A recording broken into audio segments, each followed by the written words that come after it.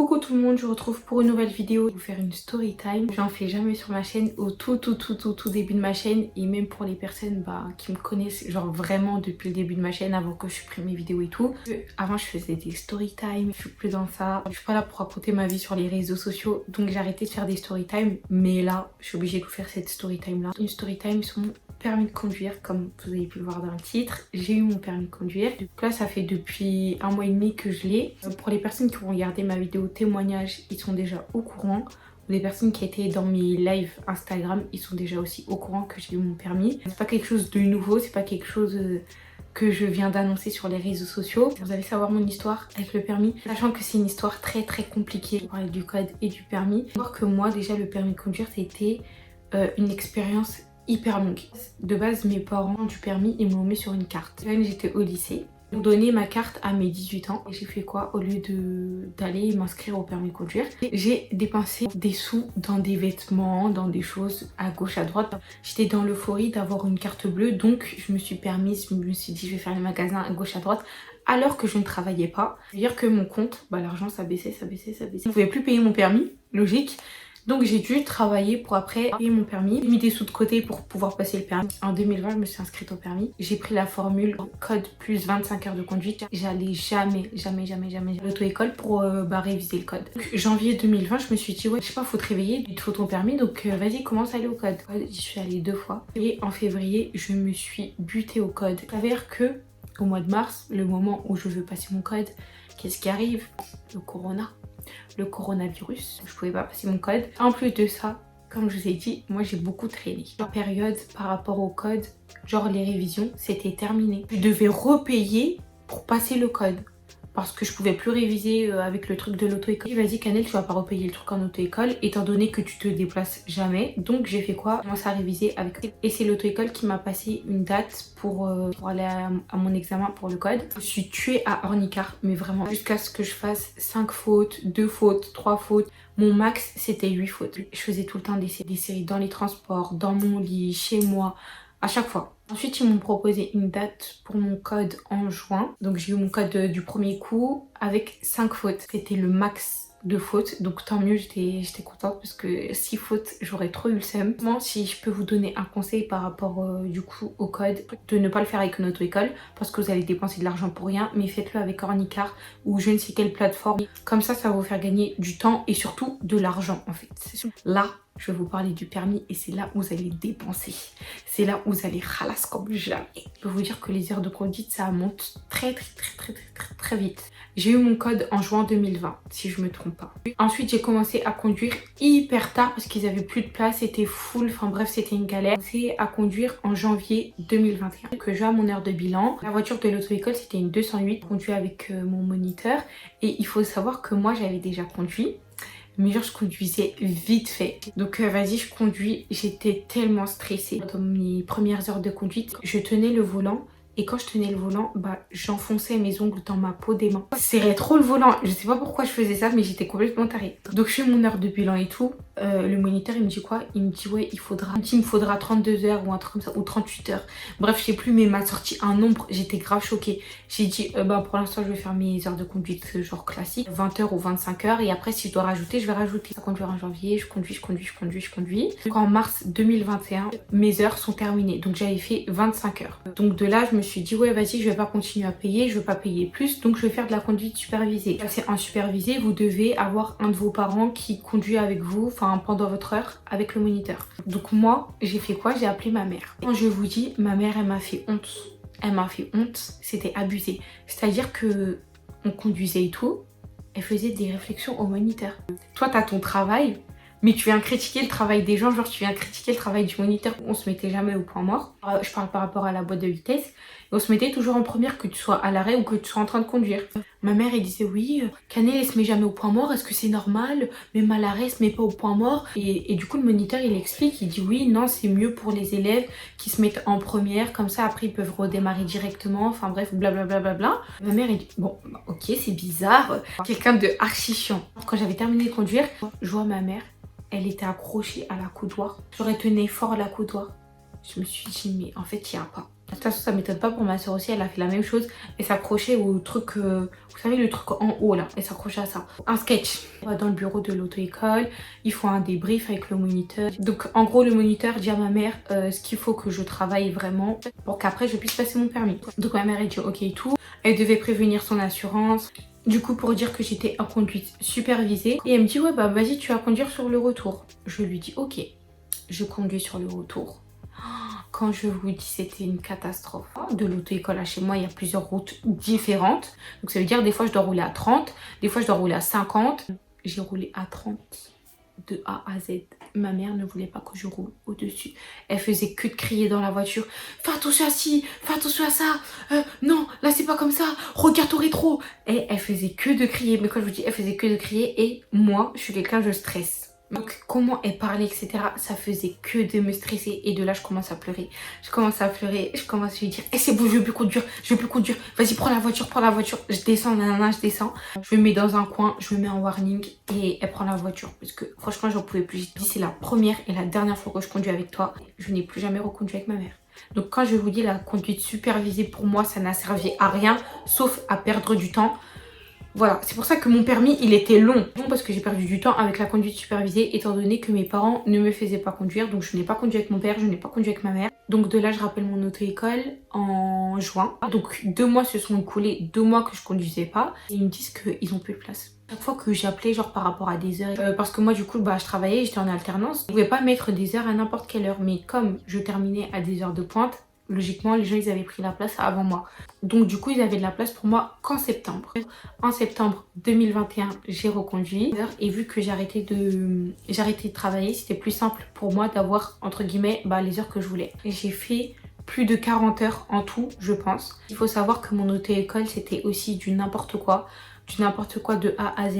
Je faisais jamais 1 heure de conduite complète. Je vais vous épargner mes galères d'auto-école, mais ils étaient pas du tout carrés. J'ai changé 4 fois de moniteur. J'avais toujours des moniteurs différents. Quand il y avait un truc qui se passait à l'auto-école, on me prévenait à la dernière minute. Tout se faisait à la dernière minute, c'était grave chiant. J'avais un moniteur, il était désagréable. Donc, le permis pour moi, c'était devenu un fardeau. Le permis, j'en pouvais plus. C'était une charge à porter sur mes épaules. À la suite de ça, ils voulaient me proposer une date en octobre ou en novembre. Je vous dis une ville comme ça, donc moi j'ai conduit tout le temps à Ibiza et eux ils veulent me faire passer le permis à Malaga. Je me suis dit mais en fait c'est une blague. Comment tu conduis toujours dans un endroit et on veut te faire passer le permis dans un autre endroit? Parce qu'il n'y avait plus de place. En fait j'ai pas envie de conduire là-bas, j'ai jamais conduit là-bas. Ils m'ont dit bah au pire tu peux rajouter des heures comme ça, tu conduis là-bas pour avoir une date de permis. J'ai rajouté des heures, j'ai conduit. Du coup à Malaga, les routes à Malaga, et c'est une catastrophe. Déjà c'était une ville qui était en plein aménagement, en pleine construction. Il y avait beaucoup de démarrage en côte, il y avait beaucoup de priorités à droite. Enfin bref, ça n'avait rien à voir avec Ibiza, mais vraiment rien à voir. Donc, par la suite j'ai appelé mon auto-école et j'ai dit que je voulais pas conduire là-bas parce que bah, j'avais pas aimé. Et du coup ils m'ont dit ok bah on va te placer une date pour décembre. Et en décembre, tu pourras passer le permis à Ibiza. Donc de là, je dois encore laisser du temps couler. Je dois replacer encore quelques heures de conduite. Donc je place mes heures et tout. Les 2 premières heures, elles se passent bien. Et la 3e heure que j'avais placée, c'était une catastrophe. J'ai failli brûler un feu rouge. J'ai failli laisser passer un piéton, c'était une catastrophe et ça c'était 2 jours avant le permis. Donc je passe mon permis en décembre. Pour ceux et celles qui ont regardé mon témoignage, vous savez à quel point j'étais confiante. J'avais grave confiance en moi et confiance surtout en Dieu. J'étais zélée, mais quand je vous dis zélée à un point, t'as peur. Ah oui, un élément que j'avais oublié de préciser. Quand j'ai fait la conduite supervisée et que j'ai recommencé à conduire en septembre, il faut savoir qu'on a changé de voiture. On est passé plus aux 208 d'avant et les toutes nouvelles 208 qui ressemblent à des Audi, on conduisait ça. Donc la conduite avec ça, quand je vous dis, c'était excellentissime, sachant que vous avez la caméra de recul. Et c'était trop bien. Ça, c'était juste une parenthèse. Voilà, j'arrive à l'examen. À l'examen, c'est la même voiture que vous avez conduit à l'auto-école. Enfin, c'est la voiture de l'auto-école. Il était 4 à passer. Moi, je suis passée la 2e. Conduire et tout. Et ma conduite, elle était trop fluide. C'était trop bien. Genre, il n'y avait rien à dire sur tout mon parcours. Là arrive l'heure de la manœuvre. Donc, la manœuvre, moi, je me suis dit, c'est sûr, elle va me dire de faire un créneau. En fait, elle m'a demandé de me garer en bataille en avant. Je vais vous expliquer. Moi, ma voiture, elle était là. Là, il y avait des places. Donc, il y a tout ça d'espace, là. Là, il y a des places devant moi. Il y avait une voiture là. Là, il y avait une place. Là, il y avait encore une place. Et après, il y avait encore une voiture. Moi, j'étais comme ça. Voilà, ma voiture, elle était comme ça. J'étais censée me mettre à côté de cette voiture-là. Donc, j'étais censée me mettre là. En gros, je devais faire ça. J'essaye de rentrer, etc. Sauf que je suis pas droite. Donc, j'essaie de remettre mes roues droites, de reculer, de faire ci, de faire ça. Enfin, bref, c'était une galère. Et vu qu'on n'avait pas le temps, elle m'a dit oui, pour laisser tomber, on retourne au centre d'examen. De là, moi, idiote comme je suis, je fais quoi? Pour reculer. Logique, tu recules tout droit. Je fais quoi? J'ai braqué mes roues. Je commence à reculer, mais au lieu que ma voiture elle parte comme ça, ma voiture elle partait comme ça et il y avait une voiture à côté de moi. Donc au début, je pars comme ça, comme ça, comme ça, comme ça. Et en fait, si je continuais à reculer, bah, j'allais taper la voiture de gauche. J'avançais, je reculais, j'avançais, je reculais. L'examinatrice, elle me dit bon, mettez vos roues droites et reculez directement. Donc je mets mes roues droites, je recule et elle me dit voilà, c'est ça, etc. Comme par hasard, il y a un piéton, il arrive derrière moi. Donc ça veut dire que j'étais obligée de freiner. Et heureusement que j'ai eu un bon réflexe, que je regardais mes rétros et tout. Le piéton, il passe, enfin bref. Et là, je repars et tout. Je repars, je conduis bien, enfin tout se passe bien. Elle n'a pas touché une seule fois les pédales. Elle n'a pas touché une seule fois les commandes. Je me suis dit, le permis, franchement, il y a grave moyen que je l'ai et tout. Enfin, dans ma tête, je me suis dit que je l'avais. Quand vous partez de l'auto-école, il y a votre moniteur qui vous fait un débrief. Et moi, il me dit quoi? Il me dit alors toi, c'était bien, mais je pense pas que tu vas l'avoir parce que la manœuvre, t'aurais pu taper la voiture de gauche. Moi, étant donné que je suis têtue. Donc moi, je me suis dit, vas-y, qu'est-ce qu'il me raconte? Alors que c'est lui le moniteur. J'ai dit, vas-y, qu'est-ce qu'il me raconte? Elle a pas touché mes pédales, donc moi, j'aurais le permis. Donc de là, je commence à lui dire, mais elle a pas touché mes pédales, je vois pas pourquoi je l'aurais pas. Elle m'a juste dit de reculer tout droit, mais j'allais pas taper la voiture d'à côté. Je l'ai très bien vu, nanana. Enfin, je commence à grave argumenter, et lui aussi. Bref, c'était un débat sans fin, donc je me suis dit, bon, Canel, tais-toi, ça sert à rien. J'attends mes résultats. Faut savoir que mes résultats, ils ont pris grave du temps à arriver. Ça a pris 4 jours, je crois, ou 5 jours, donc c'était hyper long. Normalement, c'est environ 2 jours. Et au final, je vois quoi? Que j'ai pas mon permis, faute éliminatoire, manœuvre. J'ai loupé mon permis de ça à cause de la manœuvre. J'ai été dégoûtée. Mais vas-y, j'ai pas perdu espoir. Je me suis dit, vas-y, Canel, c'est pas grave. Repasse le permis directement. Donc je redemande des dates et tout. Ils me disent quoi? Il faudra attendre 3 mois. Quand je vous dis, je suis partie dans l'auto-école la plus nulle de l'Île-de-France. Mes soeurs aussi, elles avaient raté le permis. Elles ont repassé le permis une semaine après. Même pas. Et eux, ils m'ont dit de passer 3 mois après. Je me suis dit, vas-y, je me suis habituée à l'auto-école et tout. Je vais repasser en mars. J'ai grave battue avec mon auto-école parce que je leur ai dit, franchement, s'ils sont pas capables de m'avoir de date, etc., moi, je prends mon dossier et je me tire. Ils m'ont dit, non, mars, on va t'avoir une place, t'inquiète pas, nanana. J'ai dit, ok, bon, vas-y, je reste. Le mois de mars arrive et tout. Je place mes heures de conduite, sachant qu'au début, ils m'avaient oublié. C'est moi qui ai dû envoyer un mail pour leur rappeler qu'ils m'ont dit que je devais passer le permis en mars. Et mon auto-école, quand je vous dis c'était n'importe quoi de A à Z, c'était n'importe quoi de A à Z. Il n'y a pas eu un moment où c'était bien. J'en ai eu marre parce que même pour placer mes heures de conduite, ils voulaient me placer mes heures de conduite début mars alors que ma date de permis, elle est fin mars. Genre, je passais le permis, je crois, le 21 mars. Ils voulaient me faire conduire à partir du 3 mars alors que je plaçais que 3 heures de conduite. Donc pourquoi tu veux me faire conduire en début mars alors que je vais passer mon permis fin mars? Ça sert à rien. En fait, si ça sert pour eux, c'est pour qu'après je débourse de l'argent, pour qu'après je puisse encore payer des heures, des heures, des heures. Quand je vous dis, je me suis embrouillée avec lui. Je lui ai parlé un français, hein, mais un français très Molière. Parce qu'ils se sont dit, ouais, vas-y, c'est une petite jeune, on va l'arnaquer, elle va débourser de l'argent, etc. Sauf que non. Au bout d'un moment, la petite jeune, elle en a marre. Franchement, je vous conseille vraiment d'amener vos parents avec vous si vous passez votre permis ou d'hausser la voix ou n'hésitez pas à taper du poing parce qu'il y a trop d'auto-écoles qui vont vous marcher dessus. Et de là, directement, quand j'ai commencé à hausser la voix, il me dit, oui, du coup, on a le 13 si tu veux, on a le 15, on a le 18. Il commence à me sortir des dates. Comment on peut arnaquer les gens comme ça, en fait? Comment? Parce que le truc, c'est qu'il me disait qu'il n'y avait pas de place. Il me disait qu'il n'y avait pas de place et comme par hasard, là, quand je commençais à élever la voix, il me dit il y a de la place. Enfin bref, les heures de conduite, je conduis tout ça. Et première heure de conduite, mon moniteur, il me dit quoi? Il me dit ouais, je sais pas si tu es au courant, mais du coup, pour le mois de mars, ça sera des dates pour Malaga. J'ai dit c'est une blague. Donc, en fait, on m'a dit d'attendre 3 mois.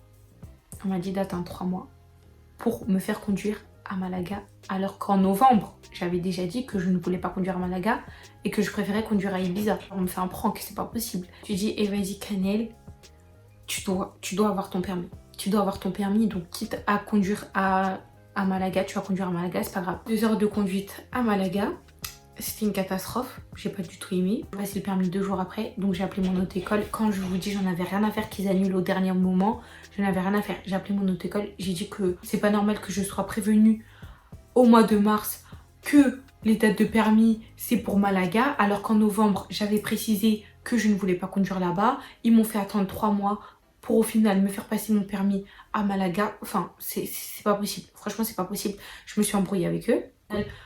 Une monitrice de l'auto-école m'appelle, j'ai conduit une seule fois avec elle, c'est elle qui m'appelle pour négocier avec moi pour que je puisse conduire là-bas, sauf que j'ai dit non en fait. Je me suis dit, ben vous me placez une date en avril et puis c'est tout, vous me placez une date à Ibiza, moi je ne conduis pas à Malaga, je n'aime pas conduire là-bas. Là les jours passent, etc.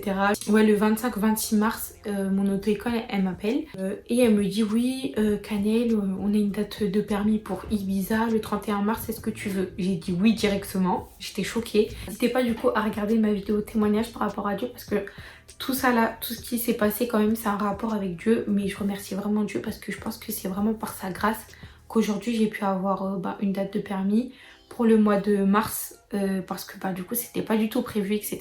J'ai conduit là-bas, sans vous mentir, j'étais pas du tout confiante, j'avais pas, enfin si j'étais confiante mais c'était pas la même confiance que j'avais en décembre, ça n'avait rien à voir. Genre je me suis dit bon je l'ai pas, je l'ai pas.